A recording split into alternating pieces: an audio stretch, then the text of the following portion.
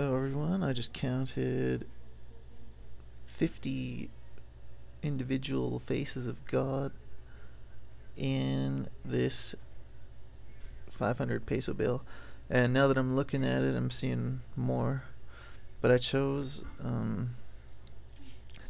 35 of them to make this 20-minute video, and hopefully it'll be easy for everyone to understand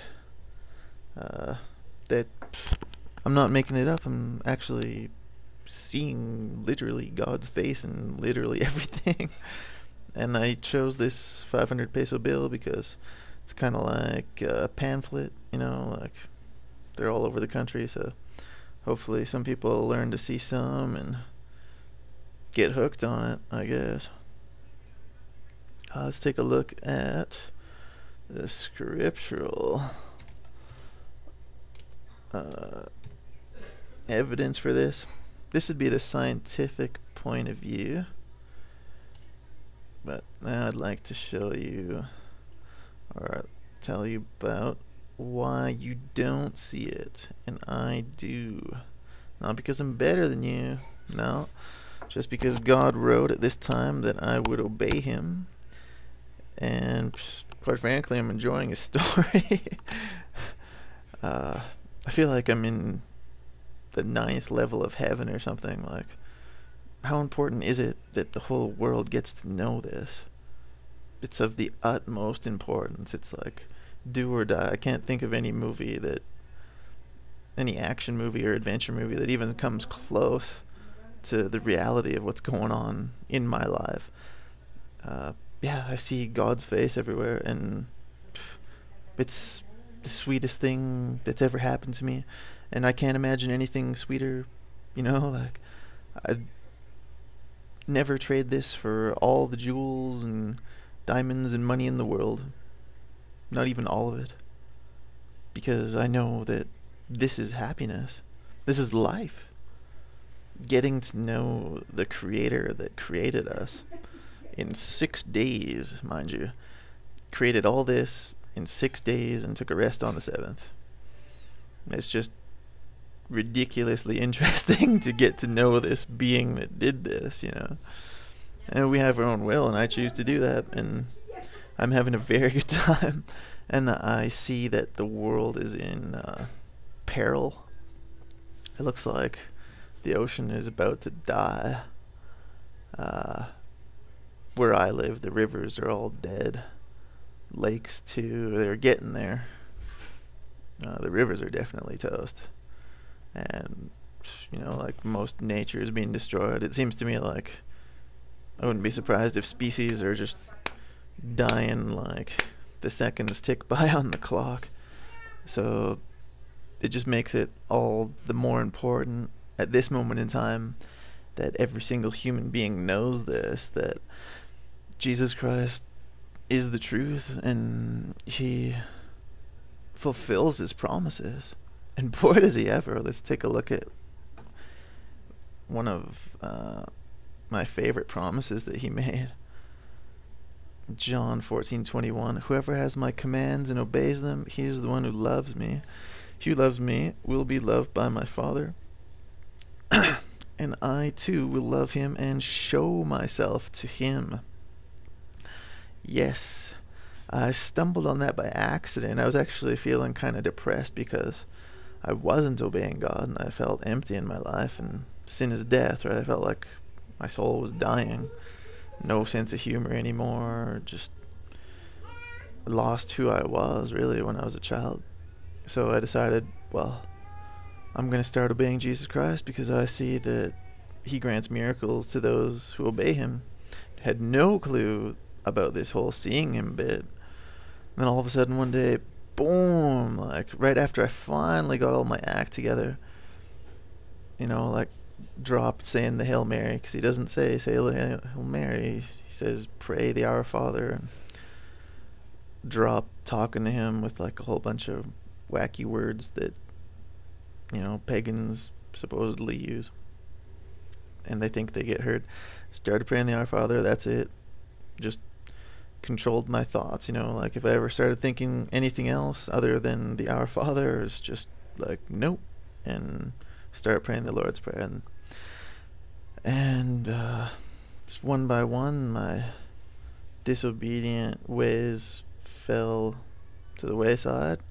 And I think when I finally started obeying everything that he said in the Sermon on the Mount, especially, all of a sudden one day, bam, saw his face inside of a mountain. And I was like, what? Like, did anybody else see that? I actually asked my body, and he's like, no, dude, I don't see anything. But at that very same moment, I felt totally sweet. And then, like, ridiculously, I fell into sin again. And then I felt bad again. And then, I guess I wasn't fully out or something. He just gave me a taste of what it was like to be out. And then I started obeying Jesus Christ again. Did my very, very best to do that. And all of a sudden, bam, I saw him again in a mountain. No. It was in a cloud. And then I took off, and then I saw him in the mountains. And it was like one after another after another. Every single place that I looked, all of a sudden I was looking at God's face and every single thing, and it was just so obvious. Like, how can how can you live your whole life with God's face being everywhere and you haven't even seen it once? That's just ridiculous to me. Like, that doesn't make any sense whatsoever to me. So I understand when people are like, what? Like, you see God's face? First of all, they don't think it's possible. Second of all, I claim and I prove that it's everywhere. I trace right over it. Eyes, nose, mouth, and beard. And, like, anything you can think of. And, yeah, I understand. It's a hard concept to understand, but you gotta take a look at the proof, you know? Like, if you look at the pictures that I drew over, I just trace over what's already there, and then you wait until the paint peels off, and you keep looking and you look for his face, you're gonna see it. You're gonna see it right under the paint that I painted, and it's just amazing. But it's really unexplicable. Like, I can't tell you how I feel, you know? Like, nobody ever taught me this stuff, but at the same time, it's the most important thing that I know. Like, this is the solution to every single problem on earth. So obedience to Jesus Christ is life.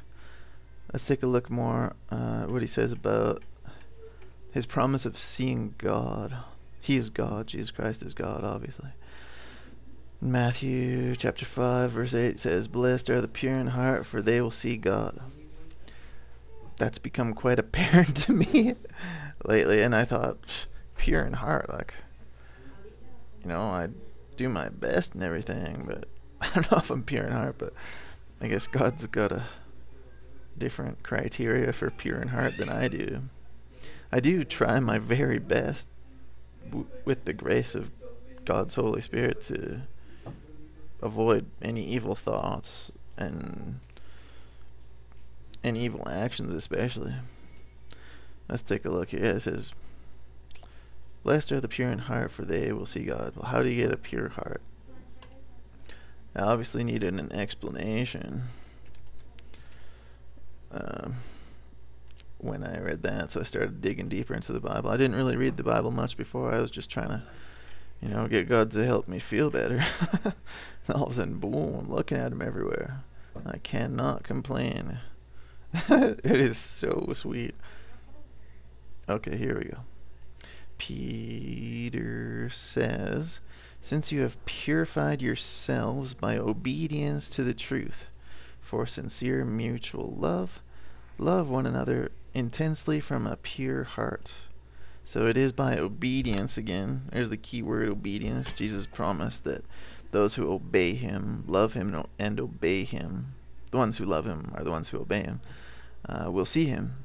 And here Peter says, we are purified by obedience to the truth. Let's read that again. "Since you have purified yourselves by obedience to the truth for sincere mutual love, love one another intensely from a pure heart."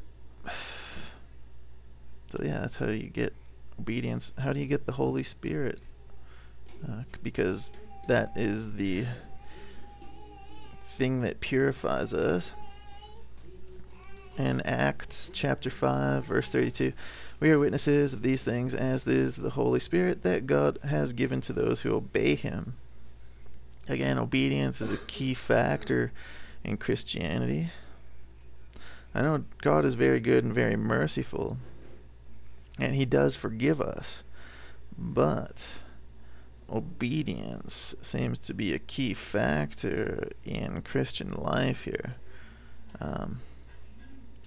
I forgot to look it up, but I think somebody described it at, like, if you call yourself Christian and you don't obey Jesus Christ, first of all, Jesus Christ said, "Why do you call yourselves my followers and you don't obey me?" Yeah, and also, someone referred to it as crucifying Jesus Christ all over again when you call him your God and then you disobey him. Don't get me wrong, he is merciful and very good, but he wants us to obey him. And he definitely pays us for it.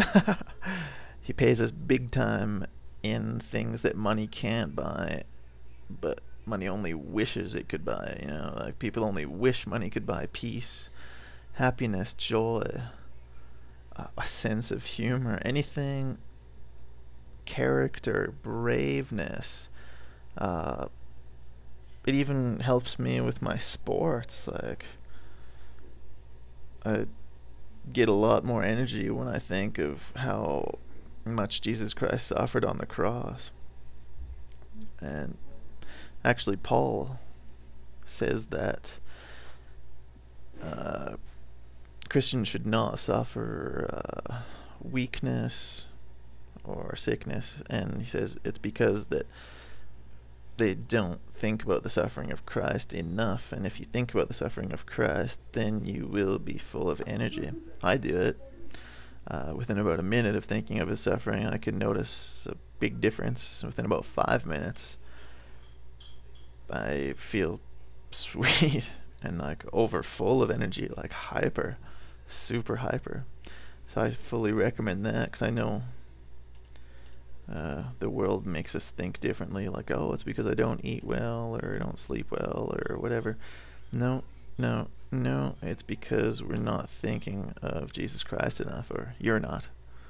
I am, because I feel sweet. But if you decide to do the same thing, you'll feel sweet too. There's a whole bunch of stuff here about obedience. Like, let's see here. Matthew 5:19.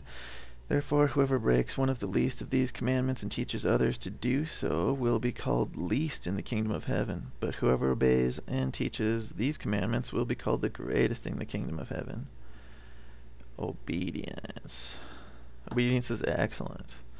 And it takes discipline, but it's a building thing. Like, you obey Jesus Christ. You say hi to people you don't know. He gives you more strength to obey him more and more and more. You know what I'm saying? Like, you just start with the little things, like say hi to people you don't know, forgiving people. Take a look at the Sermon on the Mount. I think it begins in Matthew chapter 5. Do everything that he says, and you'll see him. Plain and simple. You'll see his face everywhere, just like this video here. It's not like the Mexican government made a special bill that has God's face on it, you know, like, it is absolutely every single place. And I'm just proving it here like 35 times. I know your mind is probably doing what my mind did. Like, it just couldn't accept the fact that he didn't know this majorly obvious fact. Like, when I saw those clear cuts on the mountains up north of Revelstoke, I thought, whoa, the loggers around here are really Christian. They cut these trees out of the mountainside to look like Christ's face. That's really amazing. I want to live here. These people are so Christian. And I saw another one and another one and another one. I thought, wow, like they cut like 5 massive clear cuts to look like Jesus Christ's face. That's just amazing. You know, eyes, nose, mouth, and beard in 5 separate clear cuts. And I just looked at it in awe for a while. And then I looked down at the ground and I was like, whoa, hold on a second here. His face is in the ground too. And that was in 2002. Now I'm 32 years old. So that was quite a while ago now. That was about 9 years ago. So I lived the great majority of my life too, not knowing that you could see God's face in one thing, let alone every single thing, which should be apparent at this point, 15 or 16 minutes into this video. And you could look at my other videos too. I've made like almost 70 now, with God's face isolated in so many things. So many things. I can't think of anything more important that you could be doing right now with your time either than investing in your spirit, your soul, and taking this as what it is.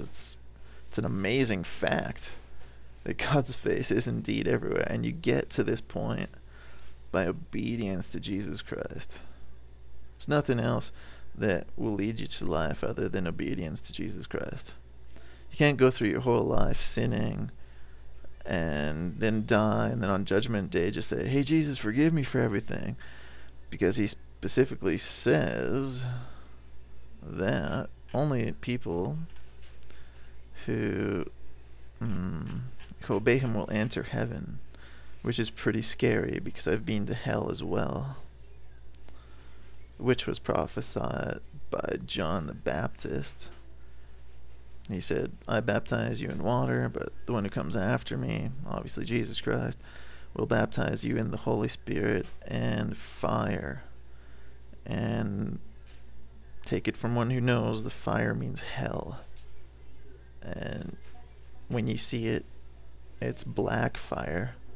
And it turns kind of blue. It's a black lake of fire, and it turns kind of blue. And the only thing that got me out of there was Jesus Christ's name. I said, God, get me out of here. I don't belong here. He didn't listen to me. I just began to say Jesus. I didn't even finish saying Jesus Christ. And boom, I was back in this world.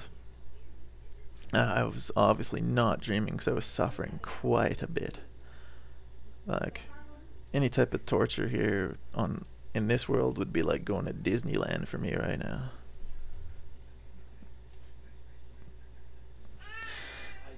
Anyways, let's see here. It says,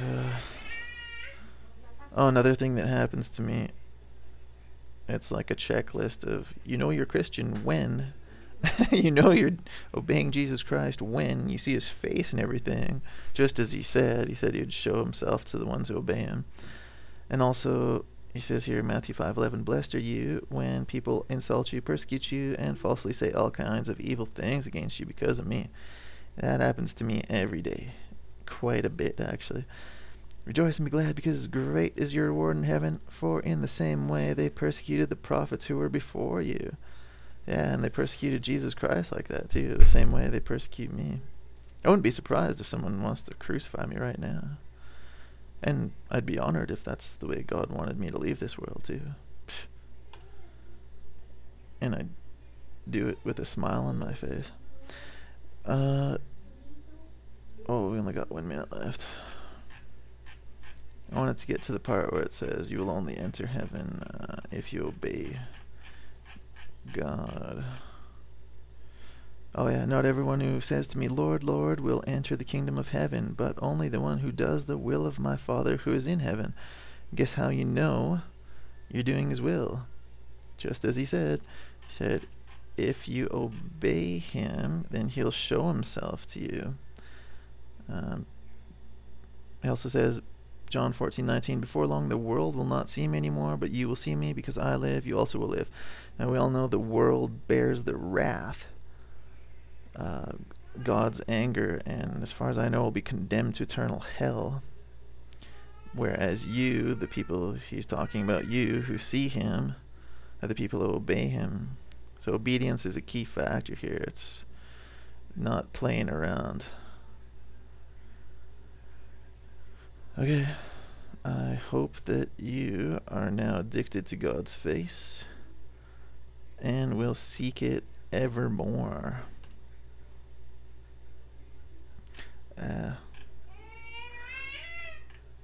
Even David said, David mentioned that the Lord is always before me, I will not be shaken. I kind of can't find that right now because I've only got 4 seconds. Yay! Hello everyone, I just counted 50 individual faces of God in this 500 peso bill, and now that I'm looking at it I'm seeing more, but I chose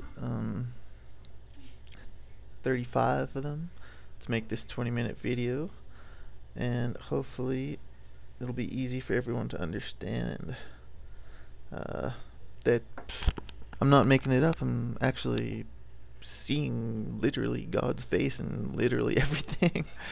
And I chose this 500 peso bill because it's kind of like a pamphlet, you know, like they're all over the country, so hopefully some people will learn to see some and get hooked on it, I guess. Let's take a look at the scriptural evidence for this. This would be the scientific point of view, but now I'd like to show you or tell you about why you don't see it and I do. Not because I'm better than you, no, just because God wrote at this time that I would obey him, and quite frankly I'm enjoying his story. I feel like I'm in the 9th level of heaven or something. Like, how important is it that the whole world gets to know this? It's of the utmost importance. It's like do or die. I can't think of any movie that, any action movie or adventure movie that even comes close to the reality of what's going on in my life. Yeah, I see God's face everywhere, and it's the sweetest thing that's ever happened to me, and I can't imagine anything sweeter, you know. Like, I'd never trade this for all the jewels and diamonds and money in the world, not even all of it, because I know that this is happiness, this is life, getting to know the creator that created us in 6 days, mind you, created all this in 6 days and took a rest on the 7th. It's just ridiculously interesting to get to know this being that did this, you know. And we have our own will, and I choose to do that, and I'm having a very good time. And I see that the world is in peril. It looks like